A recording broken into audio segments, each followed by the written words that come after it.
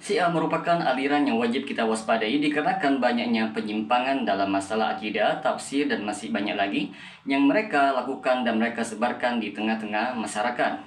Mau tahu bagaimana bentuk penyimpangannya? Tonton video ini hingga selesai agar kita menemukan fakta yang sebenarnya.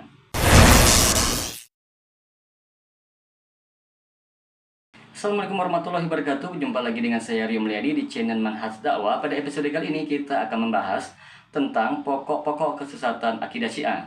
Syekh Dr. Muhammad bin Musa Al-Nasr mengatakan Syiah dikenal dengan sebutan Rafidah karena mereka menolak mengakui khilafah Abu Bakar radhiyallahu anhu dan Umar radhiyallahu anhu, dan penolakan mereka atas sanjungan Zaid bin Ali bin Husain terhadap dua orang terbaik umat itu.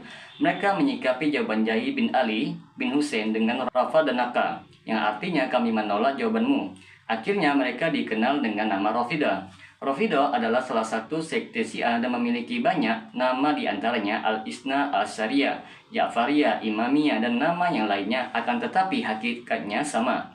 Apabila pada zaman ini disebutkan kata Syiah secara mutlak, maka tidak lain yang dimasukkan adalah Rafidah. Rafidah memiliki keyakinan-keyakinan yang sangat bertentangan dengan Islam yang mereka jadikan sebagai dasar agama mereka. Di antara kerusakan keyakinan mereka ialah: yang pertama, Al-Quran yang dijamin keutuhan dan keasliannya oleh Allah telah banyak berkurang dan mengalami banyak perubahan. Bahkan menurut mereka, Al-Quran hanya sepertiga dari Al-Quran yang dipegang oleh Ali bin Abi Thalib, yang mereka sebut dengan Mushaf Fatimah, yang turun-temurun dibawa oleh para imam dan sekarang dibawa oleh Al-Imam Al-Muntazir, yaitu Imam Mahdi, yang mereka tunggu kedatangannya. Yang kedua, Al-Quran tidak bisa dipahami kecuali dengan penafsiran para imam 12. Ketiga, mereka melakukan taktil, meniadakan nama-nama dan sifat-sifat Allah, sehingga dalam konteks ini mereka termasuk kaum Jahmiyah. Yang keempat, iman dalam pandangan mereka adalah mengenal dan mencintai para imam. Yang kelima, mereka menafikan takdir sehingga mereka termasuk golongan Qadariyah, yaitu kelompok yang tidak mengimani takdir. Keenam, mereka meyakini Rasulullah SAW berwasiat kepada Ali untuk menggantikannya sebagai khalifah sepeninggalnya. Yang ketujuh, pengkafiran terhadap para sahabat Nabi dan keyakinan bahwa para sahabat Nabi telah murtad kecuali beberapa orang saja dari mereka. Tentang keyakinan ini, Imam Abu Jur'ah rahimahullah berkomentar untuk mendudukkan tujuan utama yang mereka bidik melalui pengkafiran umum terhadap para sahabat Nabi. Sesungguhnya tujuan mereka mencela para sahabat radhiyallahu anhum adalah untuk mendongkel Al-Quran dan Sunnah. Kalau pembawa dan penyampai agama ini adalah orang-orang yang murtad, bagaimana kita menerima apa yang mereka sampaikan? Inilah tujuan mereka. Allah Azza wa Jalla berfirman dalam Quran surah As-Saff, yang artinya mereka ingin memadamkan cahaya agama Allah dengan mulut atau ucapan-ucapan mereka, dan Allah tetap menyempurnakan cahayanya meskipun orang-orang kafir benci. Barang siapa memiliki anggapan bahwa para sahabat radhiyallahu anhum telah murtad kecuali hanya beberapa yang hanya mencapai belasan orang saja, atau kebanyakan merupakan orang-orang fasik setelah meninggalnya Rasulullah SAW, maka tidak diragukan lagi akan kekufurannya karena telah mendustakan ayat-ayat Al-Quran yang menjelaskan keridhaan dan pujian Allah Azza wa Jalla terhadap para sahabat. Siapakah yang meragukan kekufuran keyakinan seperti ini? Kekufuran orang yang meyakininya sudah pasti. Sesungguhnya anggapan ini juga mengharuskan bahwa penyampai Al-Quran dan Sunnah adalah orang kafir dan fasik berdasarkan keyakinan mereka yang rusak itu. Firman Allah di dalam Quran surah Ali Imran ayat 110, kuntum khaira ummatin ukhrijat linas, yang artinya kamu adalah umat yang terbaik yang dilahirkan umat manusia. Memberikan makna bahwa umat yang terbaik dari generasi pertama umat adalah orang-orang kafir dan fasik, berarti bahwa umat ini adalah sejelek-jelek umat dan yang terjelek adalah generasi awalnya. Kekufuran keyakinan seperti ini sangat nyata dalam Islam. Yang kedelapan, para imam 12 mendapatkan wahyu dari Allah Azza wa Jalla sehingga kaum Syiah mendefinisikan sunnah dengan istilah segala yang berasal dari orang yang maksum, yang terjaga dari dosa dan kesalahan, baik berupa perkataan, perbuatan, ataupun takrib pembenaran. Menurut mereka hanya Ali bin Abi Thalib yang menguasai sunnah-sunnah Rasulullah SAW.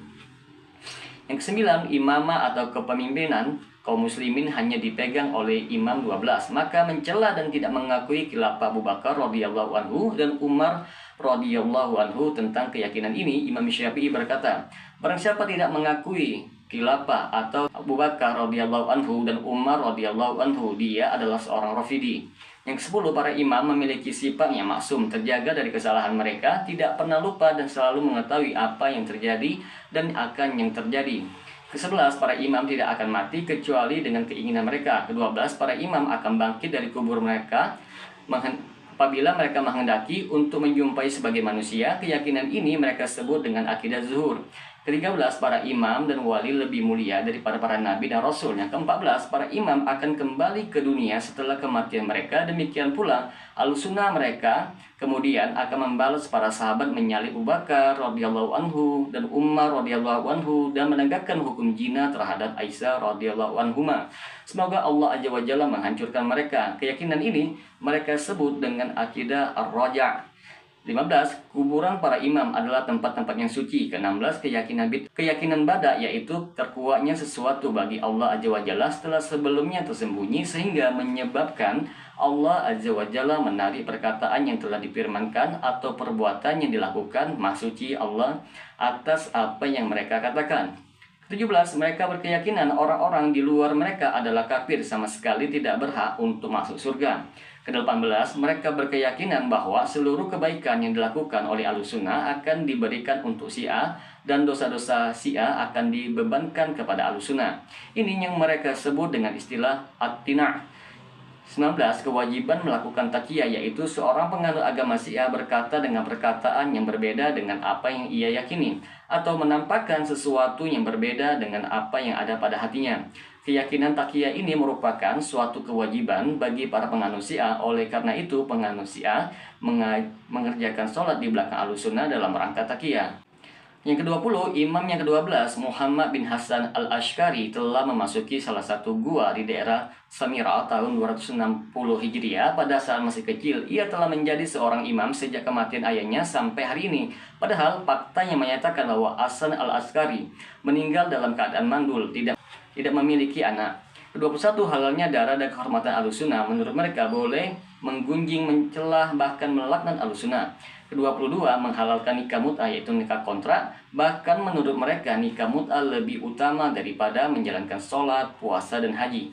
Maka teman-teman sekalian, setelah penyampaian keyakinan Syiah secara global ini, Dr. Muhammad Musa Al-Nasr Hafizallah mengatakan, pemaparan semua ini, bolehkah kita katakan bahwa Syiah adalah saudara-saudara kita atau mengatakan bahwa mereka adalah ahli tauhid? Mustahil, kalau keyakinan-keyakinan ini hanya sebuah aliran saja. Akan tetapi, itu merupakan sebuah agama tersendiri.